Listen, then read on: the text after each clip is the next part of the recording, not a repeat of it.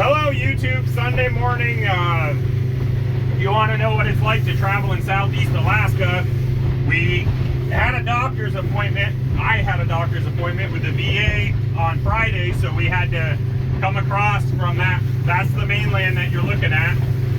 On Thursday morning, we had to come across, park in the harbor, fly out to the milk run, which goes from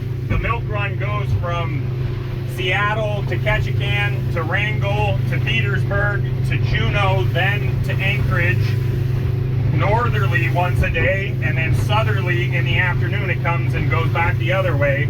So we went up Thursday night, arrived in Anchorage late Thursday, went to the appointment Friday, and then Saturday morning we were at the airport at 8 a.m. for our 10 a.m. flight, and where we were told the weather was so bad in Juneau that we had to wait a half an hour to see if the fog would lift. And we of course expected that kind of stuff because every different town, they're hundreds of miles apart and we're on the ocean, so we get horrific weather. What everybody didn't realize was that just because you couldn't get to Juneau, we couldn't bypass it. Like, if they can't land here, they'll just drop everybody off from Petersburg and Wrangell. And if you can't get to Wrangell, they'll drop you off in Ketchikan if you're heading south. But because Juneau, for some reason, they switch crews, so they fly an hour and a half to 2 hours, depending on the weather, but then they switch crews. So because it was Juneau, they made us wait all day long. It wasn't until 1 or 2 that they finally told us, you know, if you can narrate with me too and show the people what my beautiful mug looks like as well. Hey YouTube, I'm her crippled husband. So at 2 o'clock they told us that we would have to, the fog was supposed to lift Juneau at 6 o'clock and it was supposed to start getting windy. So we were going to be trying to take off at 5 o'clock. So we just hung out at the airport for another several hours, and then what happened then was we were told that we had to wait again. So basically what they said is if you can overfly every other town, but you can't overfly Juneau. And so what the pilot finally let everybody know that he would attempt, I think it was what, 6 or 7 o'clock, or almost 6, but he would attempt Juneau for whoever wanted to try. But if he couldn't get into Juneau, he had to bypass and fly everybody straight to Seattle. And so everybody was panicking and getting upset. But for us, they gave them the option to stay in Anchorage and try again the next morning, which means we would have gotten back in at 3 o'clock in the afternoon into town. But because we couldn't get home because they delayed it all day long, we have to drive this 10 miles across the ocean, which we're in the inside passage, so it's kind of protected, but it's also can be very, very dangerous. And we don't drive after dark. I've got lights on the boat for emergencies, but it was supposed to be a small craft advisory last night by the time we got home, so we had to spend our own money to stay in a hotel last night because we couldn't get home. But anyways, we decided that the flight in the morning, the northbound flight, is the flight we had to fly up to Anchorage on. So if we couldn't get into Juneau and then we got flown straight to Seattle, we would have actually the next morning made it back home quicker than if we would have waited all day to get in at 3 o'clock. We would have got it in at like 10 o'clock instead. So we decided to risk it, and we just barely got into Juneau. Still foggy, but we made it. Still foggy, but then we had to wait for like the crew shift and everything, which took almost an hour. And then the pilot, at that point, they told us that they couldn't get into Wrangell, but they could still get into Petersburg and Ketchikan. So all the Wrangell people got off, and then when we taxied out, he's like, well, it got foggier and foggier, and the minimums to take off are less than the minimums to land. Because the issue is when they're trying to land in fog, it messes with their sensors, so they can't tell how far off the ground they are, so they could slam into the ground. but when you're taking off, you can just take off at a straight, steep angle. So you can just take off and go straight up and you're not going to hit anything. So you can take off into the fog, more fog than you can land in. So we got on the edge of the runway on the ramp, and he said we had to wait for 2 planes that were trying to get in, and we waited for like 10 minutes, and then neither of them could get in. So we took off in the fog, landed last night, and then ended up getting a hotel in Petersburg. So we had to spend a couple $100 of our own money. And then this morning we tried to sleep in a little bit so that we could hit the tide right, because as you'll see in a little bit, we'll have to, we live actually, I don't know if she can kind of show you, but over here-ish, kind of pointed out. We live over behind the tree line. Yeah, behind the tree line. But where we launch our boat is actually at Point Agassiz. That's that little point straight ahead. Yep. Can you point it out with your finger? Well, oh yeah. Yeah, that's Point Agassiz. Over here. So we actually, there's a bunch of logging roads, because this was logged back in like multiple times, but like started in the 50s. They had done logging out here, so there's a whole network of about probably 40 miles of logging roads out here that we live off from, and the other residents of Point Agassiz live off from. And so we ended up, we have to go to Point Agassiz and we launch on the beach. So we need at least, there's a little, the beach flattens out, so we need at least, 6 3/4 of a foot to 8 feet of a tide. And then there's a flat spot, and then if we can't hit it by 8 feet, we need at least 10 feet. So we had to wait this morning, and it's right now it's like 9.5 feet, but it's raising 4 feet an hour, so it takes about a half an hour to get to town, to get from town to here. So we should be hitting it right about 10 or 10.5 feet by the time we get home. I've been driving slow and talking, so we're probably going to hit at least 11 feet, which is perfect. Which is great. The higher the better at this point. Yeah, because if you hit your prop on the ground on the gravel beach, we cook a $400 prop, so we try to make sure we have plenty of water now, and we've been good. We've, knock on wood, we've gone, I think, 8 months without screwing up a prop.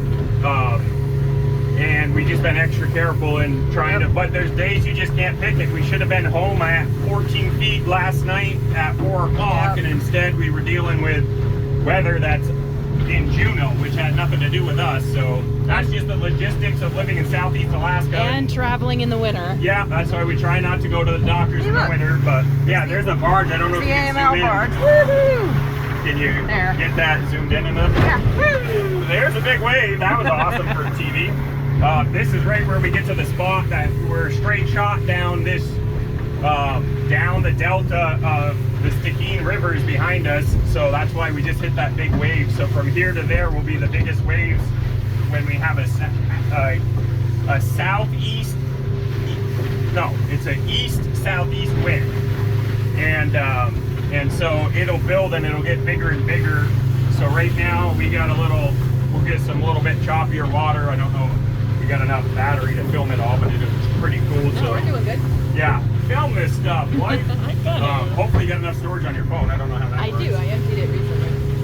But anyways, my name's Cody and this is my wife, Faith. Say hi to the camera, Faith. Hi. That's what YouTubers do. My wife is insanely shy, but she wants to have a YouTube channel after years of talking about it because we live off grid. It's also because he talks a lot. Yeah, because I don't stop talking and she never talks, so I can talk to the people now. Yep. Hi, people. Myself, I'm a disabled veteran. I got hurt in an Army training accident 21 years ago, and I tried to go to school, but I had pretty bad ADHD as a child. But then after I got injured, I'm severely dyslexic now and dealing with a bunch of health problems. I've had 6 surgeries now since 2008, and I'm still having more surgeries. And so I moved off grid there's some big waves. I moved off grid in the interior of Alaska, 1,000 miles north up in the Arctic.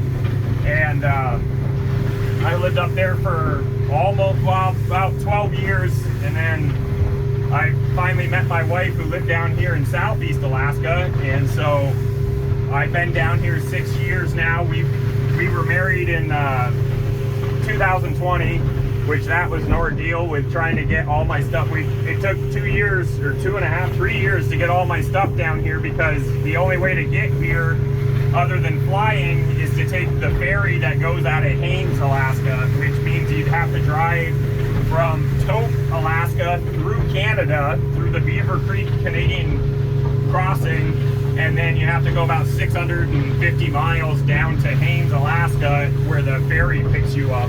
And during COVID, they shut down the border to everybody, and so that was quite the ordeal. I literally had to pack a couple of bags in 2020 when they shut the airports down. I was supposed to be moving all my stuff down here. I had already bought a trailer to move down here, and that was quite the ordeal, because it literally took me 3 years to move all of my stuff from the Delta Junction area down to the Petersburg, Alaska area. Petersburg is the town that's 10 miles from us. As we said, Point Agassiz, that's where we're almost at. This is where we live. There's probably 5 full-time families in this little area, and then a bunch of weekend cabins, which nobody uses in the winter time. So we basically, us 5 families, have the place to ourselves all winter. And yeah, that's our life here in Southeast Alaska. We're gonna see if this YouTube thing will maybe not pay the bills, but maybe buy some dog food, because I failed to mention already, my wife and I raise golden retrievers at our off-grid homestead. So we're Nelson's Golden Retrievers of Alaska, and so we're just going to kind of show our off-grid lifestyle and our dog shenanigans, and we'll see if there's any way to become big famous movie stars. No, we're just joking. We hate celebrities. No, I'm just joking.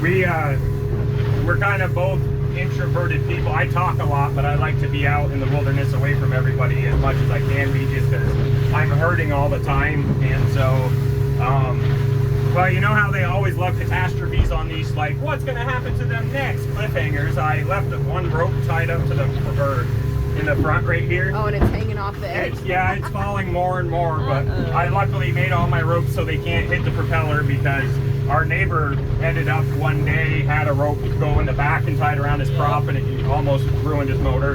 And so I specifically made sure all my ropes aren't that long, but I've got a rope right here from when we tied up on the crane dock. I threw it into the front of the boat, and right now the waves keep pulling it more and more. But it's not going to hurt anything. It'll just be dragging in the water behind us. But yeah, this is Point Agassiz, and I don't know if yeah, we can't do it right now. We don't have our GoPro. We finally, after our last litter of dogs, we bought GoPros and time-lapse camera, because we've been wanting to just film it for a while, but we don't have any with us. We're just on our phone, so I can't show the landing here, because I need getting both on hands. the trailer. Yeah, because I have to jump off into the water. I'll get up to shore, and Faith will jump off and back the truck into the water, and then I will, it takes both hands to drive the boat to get up on the trailer, and then she'll hook me up and drive me out. But we will get our GoPros going for next trip, and see if we can't get some better angles, make some people seasick. Yeah. As well as my wife, because she, with living in the most remote place in the basically in our country, this is one of the most remote places you can go, and she is severely seasick and airsick. So this has been just the most terrible weekend ever for her, especially the anxiety at an airport, because she has anxiety from flying and then having to wait an extra 8 hours at an airport. That didn't help her nerves. Nope. And then as the weather was supposed to be great yesterday afternoon, and then it kept building and building all through the night, and she just kept looking at that phone and seeing the small craft advisory getting posted. So I'm surprised she can even hold her phone steady right now. But it's a worthy cause. So this is our we're just rolling into home. I'm about to back off so that I can that's where we're going, so I can let Faith off, and then yeah, this is our intro to YouTube, and hope you guys enjoy.